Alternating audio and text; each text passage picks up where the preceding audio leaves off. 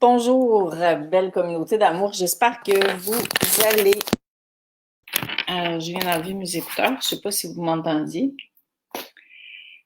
Donc, évidemment, contente de vous retrouver pour les lives hebdomadaires en ce beau jeudi. Donc, aujourd'hui, sujet quand même assez imposant. Justement, ce matin, j'étais en train de méditer, puis je me suis dit, ouais, hein, sacré sujet aujourd'hui. Donc, si, en attendant que les autres personnes se joignent à nous, vous pouvez poser vos questions si vous en avez en lien avec le thème d'aujourd'hui. On pourrait peut-être commencer par qu'est-ce que veut dire une déchirure? Donc, dans 2 ou 3 minutes, c'est par là que je vais débuter. Donc, voilà. Alors donc, qui est là cet après-midi? Jacques, salut. Martial, coucou. Wow, 2 hommes en premier, c'est nice.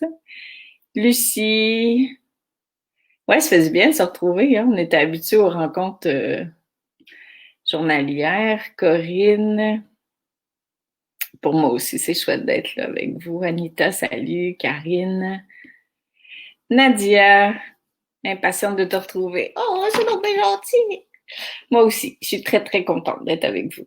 Vraiment, c'est chouette de retrouver notre belle famille. Allô, Catherine. Bonjour, Lynn Paquette. Je sais pas trop c'est qui, mais ça doit être quelqu'un qui est là avec nous. Marie, salut ma belle. Caro. Christiane. Ah oui, c'est un vrai bonheur. Hein? Catherine. Oui. Salut ma belle. Lucie. Allô, Lynn, ça va? Oui, ça va très bien. Merci.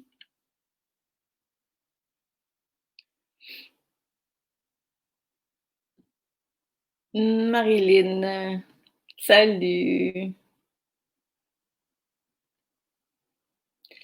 Marie-Alice, tu portes pas de pull, c'est qu'il fait chaud chez toi. Oui, en effet, ma belle, on est en pleine canicule, genre du 35 degrés. Hein. Comme on est un pays du tout ou rien, ben là, c'est tout. C'est vraiment. Il fait chaud en temps.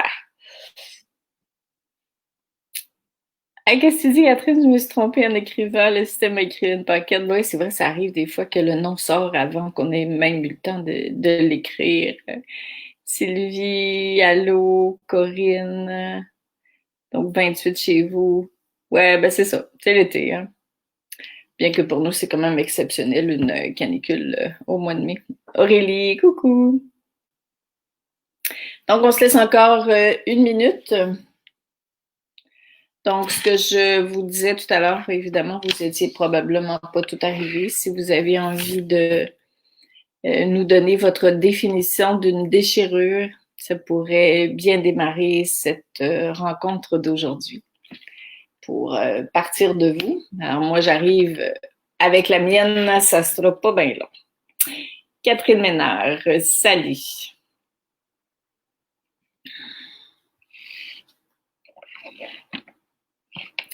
Mariannick, les petites manches sont de sortie. Oh là oui. C'est ce que je disais tout à l'heure. Il fait genre autour de 35 ces jours-ci. Hein. 32, 33, 34. Bon, c'est humide. Mais on va pas se plaindre. Catherine, salut.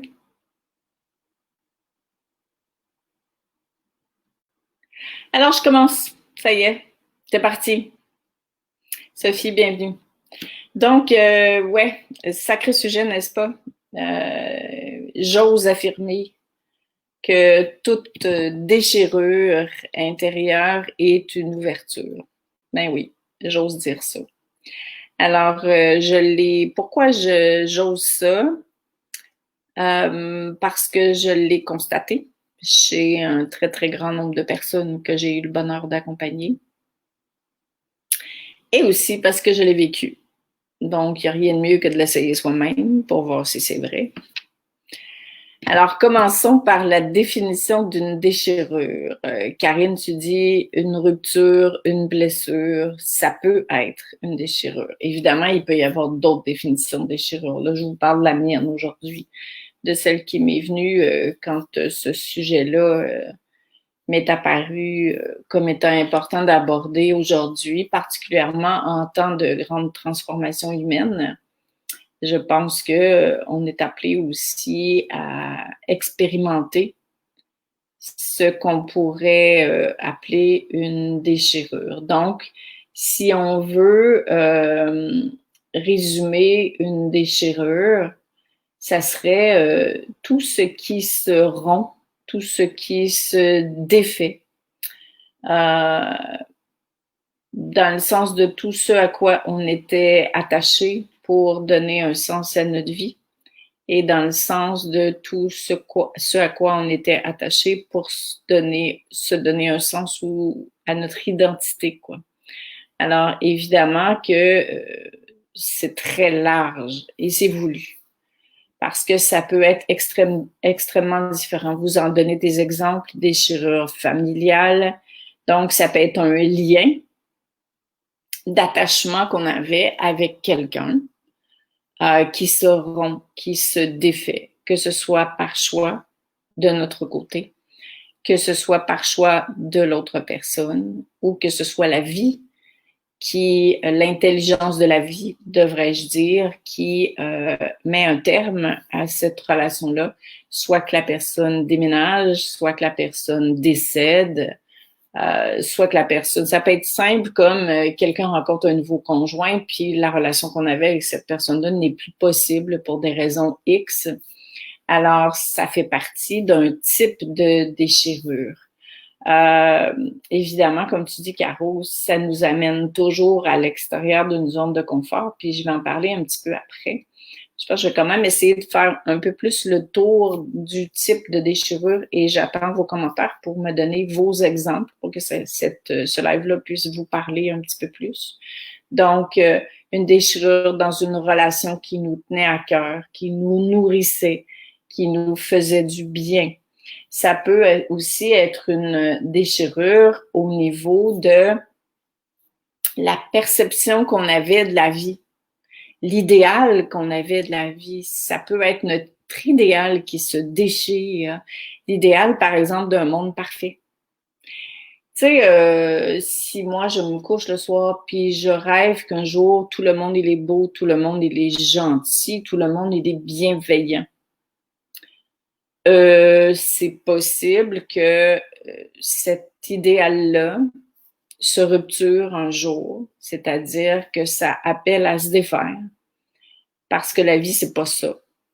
C'est sûr qu'on a tous ce potentiel-là, mais comme on est venu sur Terre pour expérimenter la dualité, c'est-à-dire le bien, le mal, tous les écarts, le bon, le pas bon, et de trouver dans le milieu de ça un espace d'alignement, de confort, d'unité, pour justement y retrouver ce qu'on cherchait à l'extérieur. Donc, souvent, ce qui se rupture, c'est ce sur quoi on a misé à l'extérieur de soi, ou ce qu'on a construit à l'intérieur pour que l'extérieur soit paisible, pour que l'extérieur soit idéal, pour que l'extérieur soit confortable, pour que les gens à l'extérieur, par exemple, m'aiment comme je voudrais être aimée. Donc, si je me suis entourée d'une ou de quelques personnes qui me donnent ça, qui me nourrissent, il est possible qu'un jour, ça se rupture. Pourquoi? Parce que tout, mais absolument tout, sur Terre est éphémère. Donc, il n'y a rien de ce qu'on construit qui est permanent, mis à part notre alignement, mis à part notre connexion, mis à part notre âme. Tout le reste, c'est prétexte, c'est mis en place pour soutenir notre évolution, pour soutenir notre élévation, pour nous permettre de grandir en amour et de grandir en conscience. Mais nous, ce qu'on fait comme humains, c'est ça qu'on est venu expérimenter, donc on ne peut pas se reprocher de faire ça, c'est qu'on s'attache à ce qui est à l'extérieur de soi pour justement donner un sens à notre vie où on crée quelque chose d'extérieur à soi pour justement soutenir notre vie. Est-ce que ça veut dire que c'était bon puis que c'était pas bon? Bien sûr que non. Ça veut juste dire que tout change, tout bouge, tout évolue et tout est appelé à évoluer parce qu'on est sur Terre pour grandir. Mais évidemment que c'est un certain paradoxe parce que on voudrait grandir, mais on voudrait pas que ça bouge. Donc, on voudrait que les idéaux qu'on a construits, qui nous permettent de se sentir mieux, qui nous permettent, par exemple, de faciliter notre vie. Des croyances aussi qu'on aurait mis en place, comme par exemple que, ben moi, je veux pas que la mort existe. Alors, il va de soi que le jour où je rencontre cette réalité-là, ben, ça me fait une énorme déchirure parce que je dois revenir à l'intérieur et changer cette croyance à laquelle j'ai moi-même adhéré pour la simple et unique raison que je veux pas souffrir. Donc, si je fais semblant que la mort n'existe pas, ben, en attendant que ça arrive, j'ai l'impression que je me protège, mais finalement, je fais juste m'enfermer dans une définition de la vie qui n'est pas réaliste. Alors, à l'heure actuelle, avec tout ce qui se passe, je suis appelée plus que jamais à prendre conscience des déchirures que la vie, le changement installe, provoque à l'intérieur de moi. Donc, c'est, Marianne, tu dis, c'est un électrochoc pour une prise de conscience. C'est super beau comme exemple, j'aime ça. Et évidemment, pour faire un lien avec tout ce que vous avez dit, ben, c'est sûr que quand on a ce genre d'électrochoc-là, ben, ça nous sort de notre zone de confort. Et c'est Ludivine qui disait, quand j'ai annoncé ce sujet-là, que quelque part, ben, ça peut nous faire souffrir parce que du point de vue strictement de l'humain, on n'aime pas ça quand ce qu'on a construit avec tellement d'attention, tellement d'amour pour donner un sens à sa vie, pour se protéger, pour être bien, pour être confortable, pour se réaliser.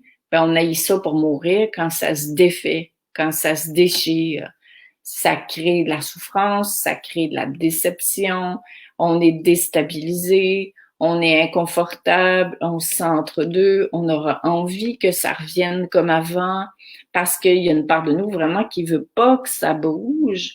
Et on se dit, mais oui, mais j'ai mis tellement de temps. Puis souvent, on n'en est même pas conscient parce que on vit à partir de ça depuis beaucoup d'années et on vit dans une société aussi qui nourrit le confort. Donc, évidemment, quand les choses bougent dans un sens que j'ai pas voulu, que j'ai pas souhaité en conscience, mon réflexe premier, de manière générale, c'est de vouloir réparer les choses pour que ça revienne comme avant et pour que moi, je redevienne plus confortable dans cet espace-là. Alors, ça, c'est le premier élément. Et ça se passe partout. Ça se passe dans notre société. Il y a des déchirures à l'heure actuelle, des ruptures qui se font au niveau de l'économie, au niveau de la politique, au niveau de la terre. La terre bouge, elle se manifeste. Et ces déchirures-là qui se passent, c'est que ça vient un peu défaire ces zones d'illusion, de confort dans lesquelles on s'est installé, parce que tout, je le répète, on le dit souvent, mais tout ce qui n'est pas en accord avec la vibration d'amour, ça se déchire, ça se défait, ça se déstabilise. Et si on ne ressent pas cette déchirure à l'intérieur de soi, on va pas changer.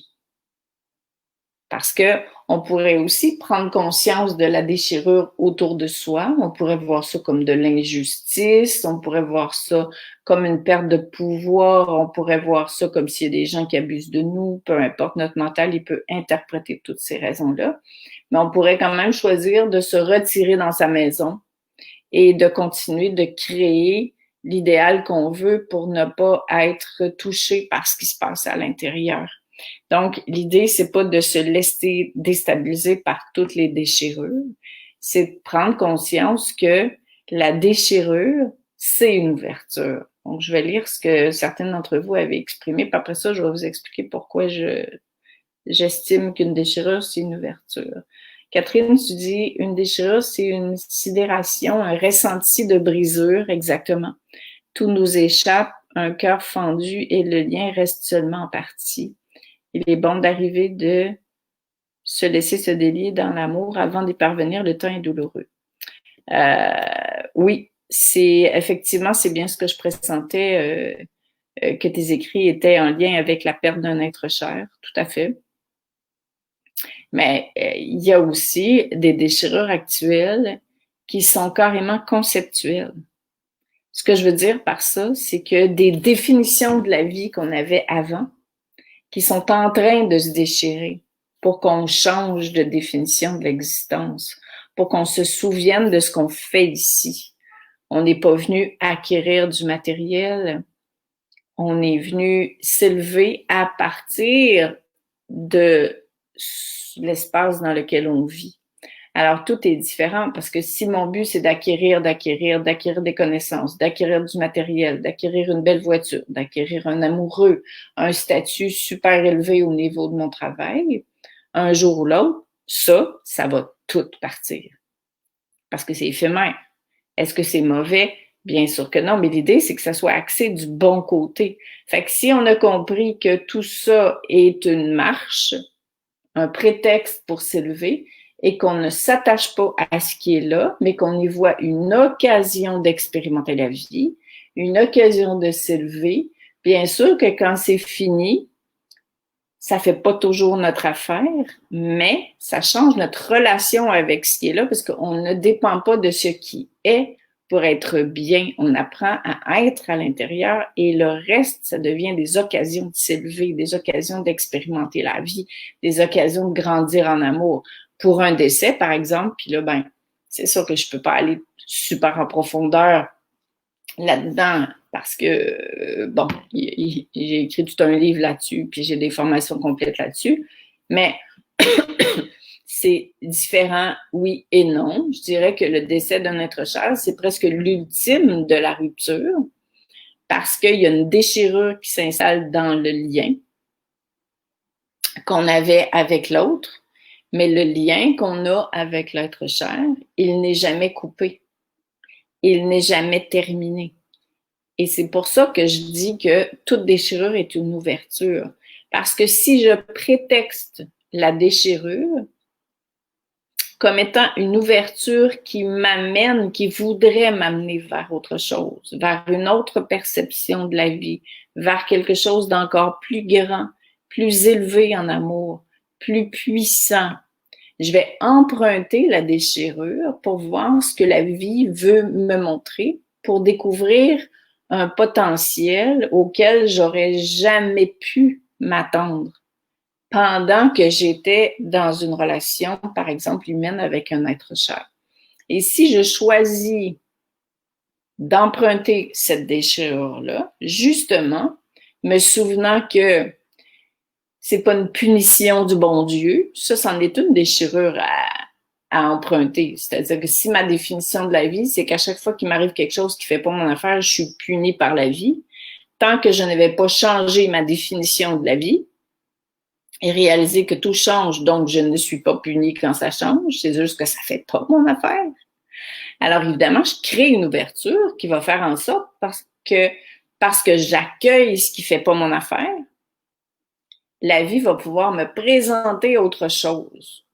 Mais si je revendique ce qui s'est rupturé, que je réagis, que je suis en colère, parce que moi, je veux pas que ça change, et que je cherche un coupable, là, je suis dans la dimension victime de la vie, ben, il va toujours continuer de m'arriver des affaires qui vont me prouver que je suis une victime de la vie jusqu'à temps que je vienne rupturer ma définition de la vie, qui n'a rien à voir avec la victimisation. Donc, ce qui se passe à l'heure actuelle au niveau du chaos qui est installé, c'est ça. C'est que ça vient déchirer plein de choses, ça vient écorcher plein de trucs. Et mon rôle en tant qu'humain conscient, c'est de voir, d'aller à l'intérieur de cette déchirure-là, de réaliser premièrement qu'il y en a une. Donc, oui, ça me dérange. Oui, c'est pas cool. Oui, ça vient brasser ma vie. non, ça fait pas mon affaire, c'est pas comme ça que je l'aurais voulu. Alors, j'entre dedans, sans agrandir la déchirure non plus, mais je prétexte cette déchirure-là comme étant une ouverture. Donc, avant de revenir sur vos commentaires, je vais juste amener un point suivant sur la perte d'un être cher. C'est que quand je maintiens cette déchirure-là et que je la transforme en ouverture, c'est le passage à partir duquel je peux continuer d'être en lien avec la part de la personne décédée qui ne meurt pas, donc qui est éternelle. Ça veut dire que je m'ouvre en conscience à une dimension beaucoup plus large, beaucoup plus ouverte de la vie et de la mort. Donc, finalement, la perte de l'être cher, si je le veux, si je choisis d'entrer dans cette déchirure-là, me permet de toucher, pas juste de comprendre, mais de toucher à une dimension de la vie qui est beaucoup, beaucoup plus large. Et quand je disais au début, je le sais parce que je l'ai vécu, mais oui, carrément. Et il n'y a pas d'autre façon de le faire parce que c'est par cette déchirure-là que se crée le passage à partir duquel on est capable d'être en lien avec quelque chose de plus sensible, quasiment de plus mystique, parce que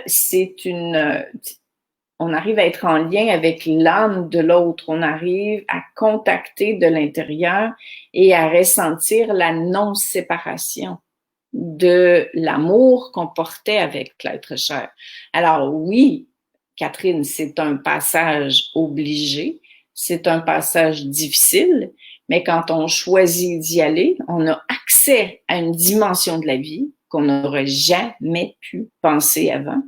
Et c'est pour ça que souvent les êtres qui ont perdu un être cher, les êtres endeuillés vont dire que c'est extrêmement souffrant de perdre quelqu'un qu'on aime, mais que si c'était pas arrivé et qu'ils n'avaient pas fait ça, ils n'auraient jamais contacté cet espace-là. Ils n'auraient jamais grandi à ce point-là. Et c'est ça, la déchirure. Alors évidemment, ça se passe à des niveaux différents en fonction de ce qu'on est appelé à laisser aller. Mais là, vraiment, c'est une grosse déchirure à l'échelle mondiale, qui veut nous amener vers autre chose. Mais notre tête ne comprendra pas le autre chose tant aussi longtemps qu'on suivra pas ça, cette déchirure-là, comme étant un chemin qui veut nous mener vers quelque chose de plus grand, de plus puissant, de plus vibrant. Et c'est ça le gros défi de l'être humain, c'est qu'on n'aura jamais la garantie qu'en suivant, qu'en empruntant ce chemin-là, qu'on va vraiment grandir en conscience.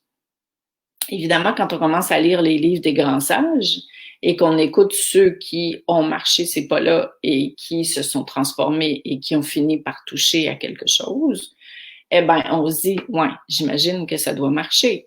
Parce que, tu sais, juste le fait de dire, j'aimerais tellement être capable de mieux écouter mon cœur. Ben oui, mais si mon cœur est encombré de plein de choses qui m'empêchent de l'entendre, ben évidemment que la vie va me donner des signes de rupturer certaines définitions de la vie, de rupturer par exemple certains attachements qui me tirent vers le bas pour que je commence à me libérer tranquillement, à faire de la place, à enlever du chemin ce qui m'éloigne de ma propre connexion.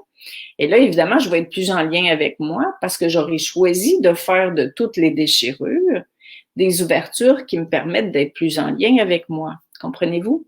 Alors, c'est pas évident à expliquer, mais c'est encore moins évident à expérimenter.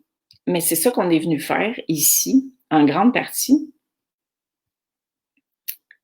Et c'est ça que personne ne peut faire à notre place. Sinon, on devient des victimes éternelles. Lucie, tu dis, quand on est bien avec certaines personnes, on voudrait pas que ça se termine. Bon, ça, Lucie, on s'en est parlé pas mal souvent, surtout dimanche dernier. Donc, évidemment, c'est la part de soi qui est très humaine, qui voudrait... C'est comme si on voudrait aller à l'encontre de l'intelligence de la vie. Ben non, tout est éphémère dans la vie. Il n'y a rien qui dure. Jamais. et il n'y aura jamais rien qui va durer, puisqu'on n'est pas ici pour faire durer les choses, on est venu ici pour expérimenter la vie à partir de ce qui arrive. Donc, vouloir s'attacher à ce qu'on vit, parce que c'est ça c'est l'ego qui veut s'attacher à ce qui est bon, pensant que ainsi, il va arriver à trouver une espèce de confort. Mais c'est pire. C'est ça que j'essaie de vous expliquer. C'est que si on continue de vivre comme ça, la vie va être encore plus difficile. Parce qu'à l'heure actuelle, il y a comme une espèce de raz-de-marée de nettoyage de tout ce qui nous éloigne de qui nous sommes vraiment, qui est en train de péter au grand jour, d'éclater, de se déchirer. Utilisez le mot que vous voulez. Parce qu'il est temps qu'on se réveille. Et se réveiller, ça veut aussi dire à l'intérieur de devenir mature spirituellement, puis de faire, c'est sûr qu'il y a une part de moi qui aimerait préserver ce qui me fait du bien puis ce qui est bon, mais la vie, c'est pas ça. Est-ce que ça veut dire que je ne nourrirai plus de liens avec les gens? Bien sûr que non. Ça veut dire que quand je me rappelle que tout est éphémère, au lieu de ne plus vouloir les nourrir ou d'être en calvaire quand c'est fini, mais j'en profite au bout, à fond quand c'est là. Mais je sais que quand ce n'est plus là, ce n'est plus là, tout simplement. Parce que c'est une expérience qui a nourri mon cœur. Et là, ce que je fais, c'est que je reviens à l'intérieur de mon cœur et je vais nourrir ce que j'ai vécu avec cette personne-là qui ne meurt jamais, que j'appelle des souvenirs d'amour. Donc, c'est ça, vivre en conscience. Mais tant que...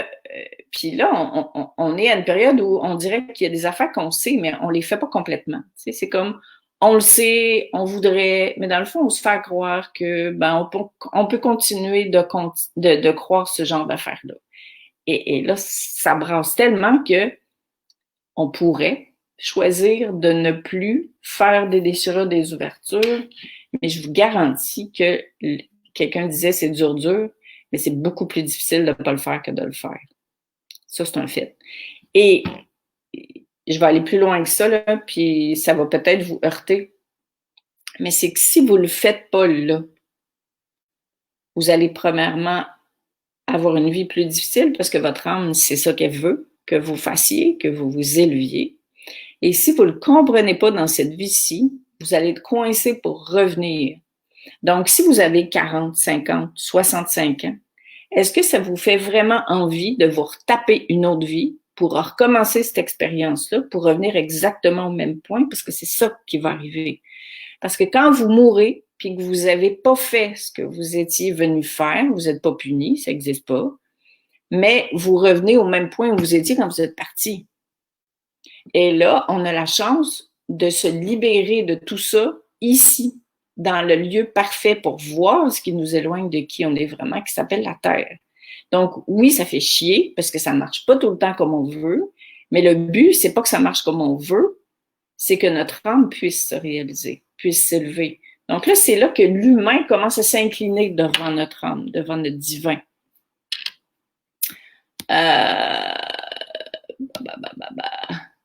Des reproches, Nadia, tu dis des reproches créent des déchirures. À ce moment-là, ce qui peut être intéressant, c'est que quand quelqu'un nous reproche quelque chose, l'idée, la meilleure manière de faire de cette déchirure-là une ouverture, c'est de se demander qu'est-ce que les reproches réveillent chez moi. Généralement, c'est encore une attente que les autres me confirment que je suis digne d'eux, me donne la permission d'être moi, même comme je voudrais être aimée. Une fois que je l'ai vu, je reviens et je me donne ce que je voudrais que les autres me donnent. Ce que ça veut dire, c'est que je me nourris de l'intérieur plutôt que de me nourrir de l'extérieur. Donc, je ne deviens pas froid et insensible à l'autre. C'est que plus je prétexte que l'autre a réveillé chez moi, et que justement je fais de cette déchirure-là une ouverture pour voir plus clair. Ah ouais, ok, l'autre il vient de me montrer qu'il y a encore quelque chose que je dois changer en moi, renforcer, éclairer, illuminer. Ben je dis à l'autre merci sans lui dire vraiment. Je fais comme ok, si c'était pas de toi, je l'aurais pas vu, mais je me nourris par exemple de l'intérieur pour que ça se colmate. Tu comprends, Nadia? Sophie, je peux je peux communiquer avec eux maintenant. Tu parles des personnes décédées, j'imagine. Oui, tout à fait. Corinne, souvent, on m'a dit réveille-toi, je comprenais pas. Aujourd'hui, oui.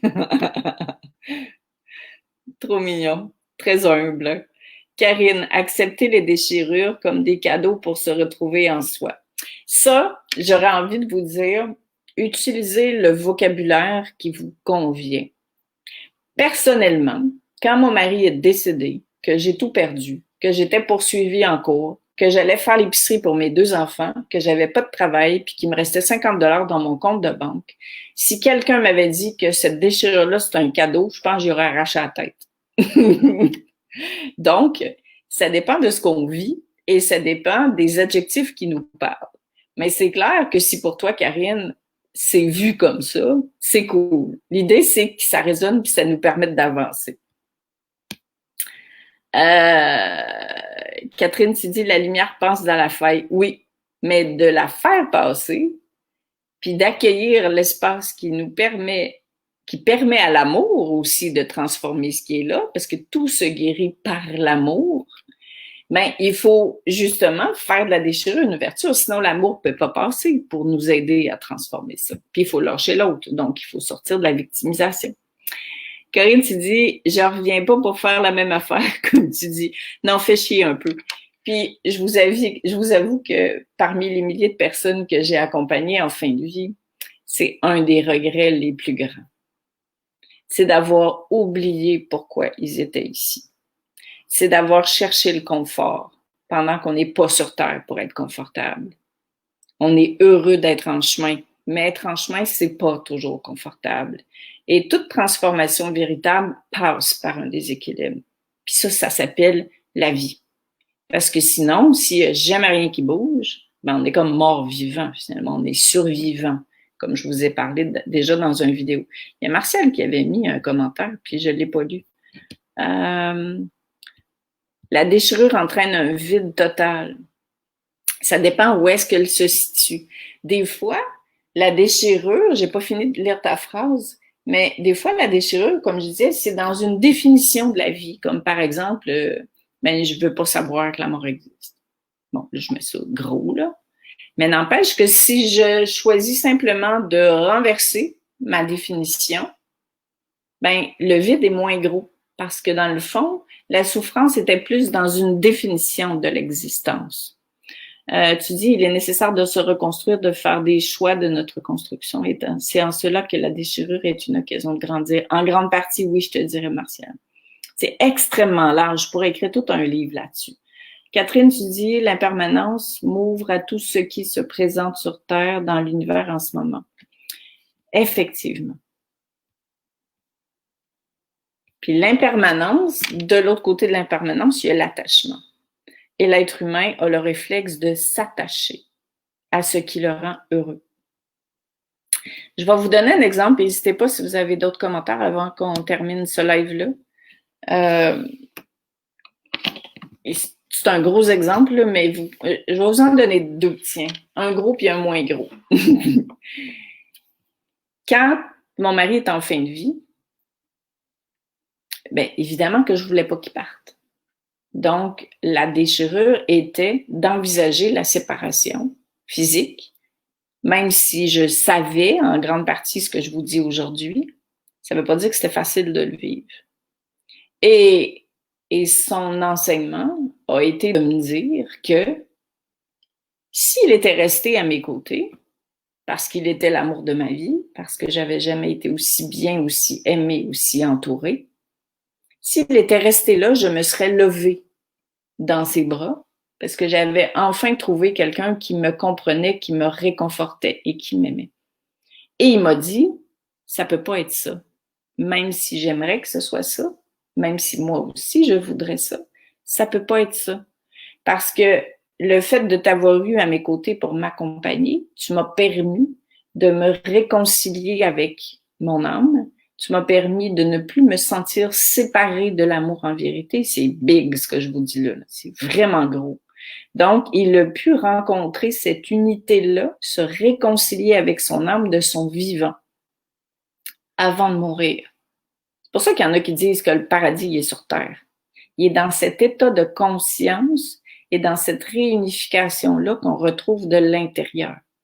Et il m'a dit, maintenant que moi, je l'ai trouvé, je peux m'en aller. Et là, ça va être à toi de le trouver.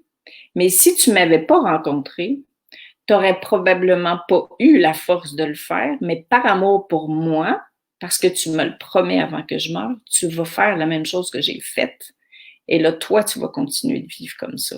Voyez-vous à quel point, quand on a des enseignements comme ça, on n'envisage plus le détachement d'une autre personne de la même manière. Autrement dit, sa mort m'a botté le cul. Par amour pour lui, j'ai choisi de m'élever, de me donner ce que je n'aurais pas fait auparavant. Alors ça, c'était mon premier exemple un petit peu punché. Mais vous pouvez l'appliquer à des plus petits exemples de la vie aussi. Et bon, il y en a un autre justement que ma fille me racontait aujourd'hui où elle, sa déchirure actuelle, c'est que c'est une bonne personne, c'est qu'un peu comme moi, elle arrive toujours à saisir quand quelqu'un va pas bien, puis ça, c'est énervant pour les autres de toujours être capable de ressentir ce qu'ils vivent, même si on les thérapeutise pas, parce que c'est pas tout le monde qui a envie de bouger, puis quand tu vois tout, c'est fatigant, donc on a tendance, quand tu veux rester dans les bas-fonds, à pousser de ta vie les gens qui voient clair et qui vivent clair. Et elle, hier soir, c'était sa déchirure.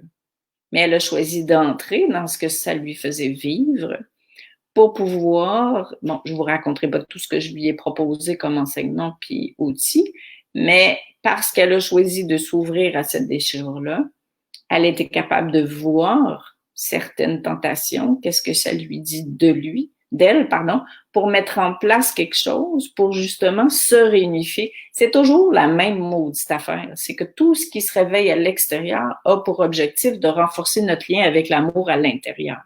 On a comme la tête dure, tu sais, on a de la misère à comprendre ça. Lucie, tu dis, est-ce qu'on peut dire que certaines déchirures, même si elles sont difficiles, sont quand même libératrices? Elles sont toutes libératrices. C'est pour ça que je disais tout à l'heure, j'ose dire ça. Puis l'exemple que j'ai donné par rapport à Gilles, qui est énorme, en est la preuve. Elles sont toutes libératrices parce qu'elles nous amènent toutes quelque part où on n'aurait jamais pensé aller, au niveau de l'ouverture de conscience, au niveau de la perception de la vie. Tu sais, on a beau lire un livre sur qu'est-ce qui se passe dans les autres dimensions, puis on a beau rencontrer des gens qui vont nous expliquer ce qui se passe dans l'autre dimension. Mais tant qu'on ne l'a pas vécu dans nos cellules, tant qu'on ne s'est pas senti réunifié de l'intérieur, tant qu'on ne s'est pas senti en paix parce qu'on est en communion avec notre âme, on ne sait pas c'est quoi. Et là, la vie va venir enlever, nous montrer ce qui est dans le chemin pour qu'on puisse le ressentir. Mais dès que la déchirure arrive, nous, ce qu'on fait, c'est qu'on ne veut pas que ça arrive parce qu'on s'est appuyé là-dessus pour être bien. Comprenez-vous cette espèce de dualité dans laquelle on est confronté? Alors, évidemment qu'il faut choisir de faire confiance à la vie. Et comme tu dis si bien, Catherine, ben ça brasse partout, dedans, dehors, mais pas pour nous enlever quelque chose, mais pour nous ramener à la maison, comme ce qu'on a vu. Alors, bien sûr que ça peut être intéressant si ça vous parle, cette analogie-là de la déchirure, tout ce qui vous dérange, tout ce qui vous bouscule, tout ce qui s'en va que vous auriez pas voulu qu'il parte, tout ce que vous avez construit avec tellement d'amour, avec tellement de courage, eh ben, quand ça part, c'est pour faire place à autre chose. Mais le entre quand ça part et pour faire place à autre chose, il y a un espace qui est inconfortable. Et cet espace-là, si vous choisissez de l'accueillir, pas de le renfoncer, mais de l'accueillir, de le remplir d'amour et de vous dire qu'est-ce que cet événement-là, cette situation-là, cette personne vient de réveiller chez moi et d'aller trouver l'espace qui va vous permettre de colmater ça dans votre connexion avec l'amour divin. Vous allez accéder à cette nouvel espace de conscience. Tu sais, tout le monde parle de la fameuse 5e dimension. C'est ça. C'est ça. C'est que vous êtes complètement connecté dans le cœur dedans, puis vous vivez à l'extérieur. Vous n'êtes plus complètement connecté à l'extérieur, puis vous allez vous connecter à l'intérieur à l'occasion. C'est très différent. Catherine, tu dis, sens-tu tes ailes pousser? T'es mignonne. Marie, si toute déchirure est une ouverture, on doit être dans l'acceptation de ce qui est.